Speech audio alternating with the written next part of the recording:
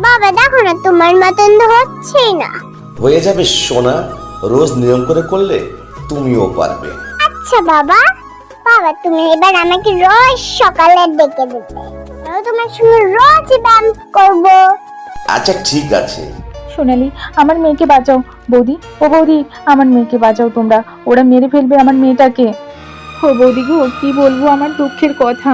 মেয়েটার আমার শরীর খারাপ দুদিন, সারাদিন কাল পটি আর বমি করেছে। সকালে আর আমার মেয়েটা কথাই বলতে পারছে না। জানো সোনালি, মেয়েটাকে ডাক্তার দেখানো তো দূরের কথা, কোথাকার কোন এক ওঝাকে ডেকে নিয়ে এসছে, বলে কিনা আমার মেয়েকে ভূতে ধরেছে।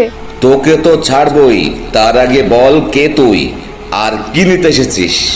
এসব বন্ধ করুন, বন্ধ করুন আপনাদের ভণ্ডামি। কে তুই? আমার যজ্ঞে বাধা দিলি? এত বড় সাহস তোর! ঘোর অনর্থক! আরে থামান আপনার অনর্থক! আহারে, কি অবস্থা করেছে। চিঙ্কি, আয় তো শোনা। থাম মূর্খ মেয়ে, ধরিস না ওকে, ও পিশাচ হয়ে গেছে, সব ধ্বংস করে দেবে। ওকে ছেড়ে দে আমার হাতে। চিঙ্কির যদি কিছু হয় না, তোর ঘন্টামি আমি বের করব। কি? তুই আমাকে এত বড় কথা বললি? অনর্থক, ঘোর অনর্থক, সব ধ্বংস হবে। ধ্বংস? বন্ধুরা, এই মজার ভিডিওটা দেখতে হলে ভিডিওটি না কেটে পুরোটা দেখুন আর সাবস্ক্রাইব করে আমাদের পাশে থাকুন। বন্ধুরা, তোমরা তো আগেই দেখেছো, এই হলো ছোট্ট মিমির বাড়ি। আর সকালবেলায় মিমি আর ওর বাবা এক্সারসাইজ করছে। বাবা দেখো না, তোমার মতন তো হচ্ছেই না। হয়ে যাবে সোনা, রোজ নিয়ম করে করলে তুমিও পারবে। আচ্ছা বাবা, বাবা তুমি এবার আমাকে রোজ সকালে ডেকে দেবে, আমি তোমার সঙ্গে রোজ ব্যায়াম করব। আচ্ছা ঠিক আছে, চলো তোমাকে কয়েকটা এক্সারসাইজ শিখিয়ে দিই, তুমি রোজ করবে, কেমন সোনা? ঠিক আছে বাবা, দেখাও তাহলে। প্রথমে সোজা হয়ে দাঁড়াবে, তারপরে হাত দুটোকে একদম সোজা করবে, তারপর হাত দুটো উপরে তুলবে, তারপর আবার সোজা, আর লাস্টে নিচে করবে, কেমন? এই দেখো বাবা, আমি একদম সহ্য করে হয়েছে। হ্যাঁ সোনা, খুব ভালো হয়েছে। এবার চলো তোমাকে একটু উঠতে শেখার ব্যায়াম শিখিয়ে দিই। দেখো, এইভাবে একটা পায়ে ভর দিয়ে আর একটা পা পিছন দিকে এইভাবে করবে, তারপর সামনের দিকে হাত দুটোকে একদম সোজা করবে, একদম সোজা। কিন্তু এবার তুমি করবে। কি সুন্দর, আমি তো পাখি হয়ে গিয়েছি। দেখো তো বাবু, হচ্ছে। খুব ভালো হচ্ছে সোনা, তুমি রোজ সকালে উঠে ব্যায়াম করবে, দেখবে শরীর ও মন দুটোই ভালো থাকবে, একদম ফ্রেশ থাকবে। ঠিক আছে বাবা, আমি এখন থেকে রোজ ব্যায়াম করব। দেখো, এইভাবে টান টান হয়ে শুয়ে এবার এইটুকু পা তুলবে, তারপর 10 কাউন্ট করে আবার নিচু করবে। হয়েছে বাবা এটা? হ্যাঁ সোনা, খুব ভালো হয়েছে। এইভাবে মিমি আর তার বাবা যখন এক্সারসাইজ করছিল, তখন সেখানে তার মা এলো। মনা, তুমি এখনো ব্যায়াম করছো এখানে? আর ওইদিকে যে রাতে পিসিমণিকে বললে পিসিমণির সঙ্গে নাকি পিসিমণির বাড়ি যাবে, পিসিমণি তো রেডি হয়ে বসে আছে, তোমাকে ডাকছে তো, চলো তাড়াতাড়ি।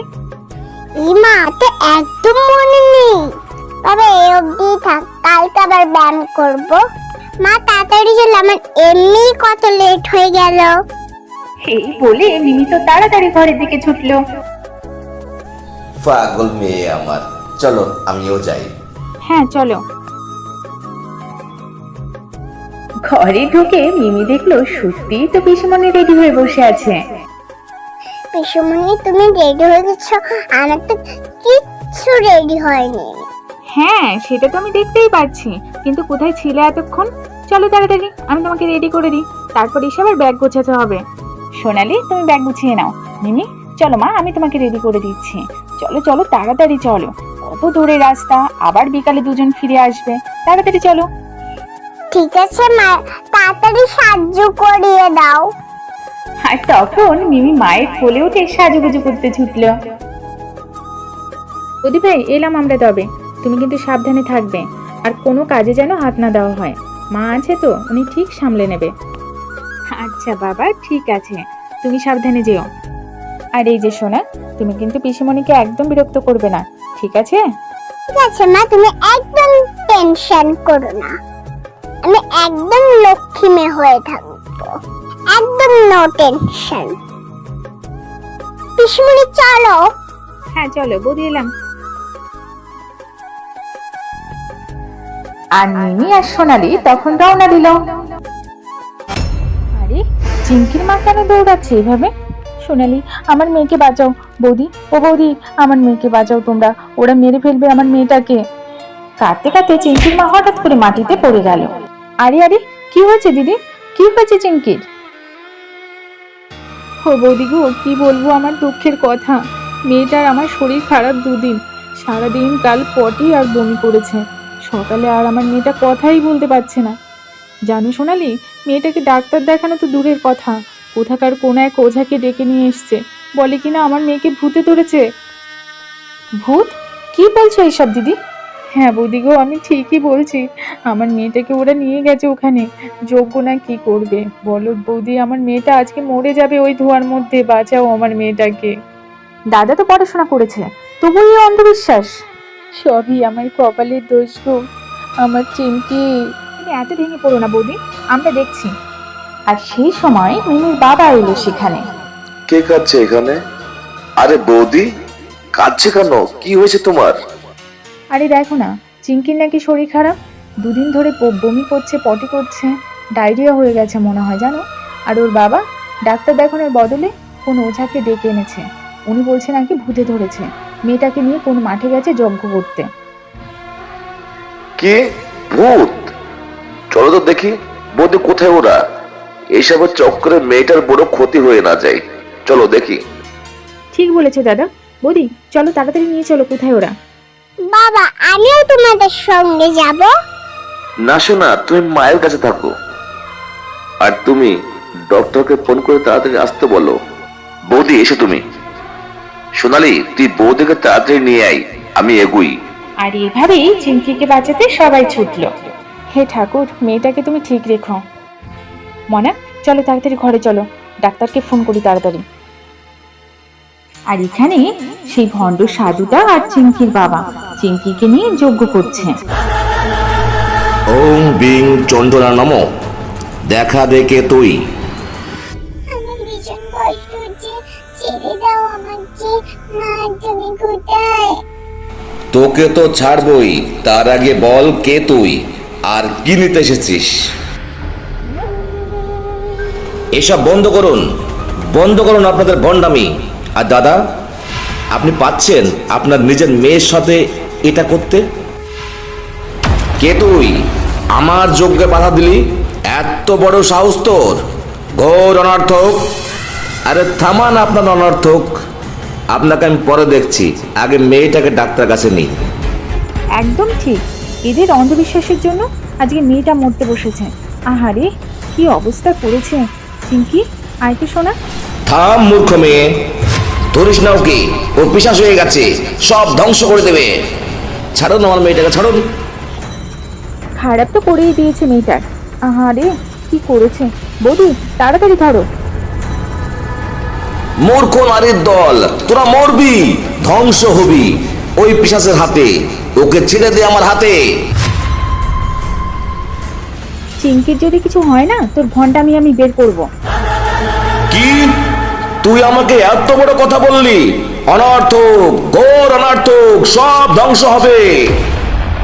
ধ্বংস? প্রার্থনা করুন এই মেয়েটা যেন ঠিক থাকে, না হলে আপনার যে কি হাল হবে আপনি ঠিক বুঝবেন। আপনার ধ্বংস কেউ আটকাতে পারবে না। ছি ছি ছি ছি ছি, একটা বাচ্চাকে নিয়েও ভণ্ডামি করতে ছাড়ে না এই পশুর দল। এবার কি হবে বাবা? যজ্ঞে বাধা, ঘোর অমঙ্গল, আবার যজ্ঞ করতে হবে আমাকে। আর এখনই পেতনিটা কি করতে চাইছে আমাকে জানতে হবে। আর এই বলে ভণ্ড সাধুটা আবার যজ্ঞে বসলো। আর এখানে দেখো ডক্টরও চলে এসছে। এসো এসো বৌদি, সাবধানে নিয়ে এসো। ডাক্তার ম্যাডাম, আমার চিঙ্কিকে আপনি বাঁচান। দেখুন, পেশেন্টের সামনে এত প্যানিক করবেন না, আপনি ওকে শুয়ে দিন, আমি দেখছি। দেখি মা হাতটা, খুব স্লো পালস রেট, এক্ষুনি স্যালাইন দিতে হবে। যা করলে ভালো হয় আপনি তাই করুন ডক্টর, মেয়েটার উপর তো অনেক ধকল গেছে। আর তারপর ডক্টর চিঙ্কিকে স্যালাইন দিতে লাগলো। ডাক্তার আন্টি, চিংকি ঠিক হয়ে যাবে তো? হ্যাঁ সোনা, তোমার বন্ধু একদম ঠিক হয়ে যাবে, আর আপনিও চিন্তা করবেন না, আর ভয় নেই। আসলে এটা জল বা খাবারের থেকেই হয়েছিল। এখন বর্ষার সময় তো, আপনি ওকে জলটা এরপর থেকে ফুটিয়ে খাওয়াবেন। হ্যাঁ ম্যাম, আপনি একটু ভালো করে বলে দিয়ে যান কি খেতে পারবে আর কি খাবে না, ওকে তো সেই মতোই রাখতে হবে। আমার মেয়েটা চিঙ্কি, কথা বল মা। কি সোনা, কথা বলবে একটু?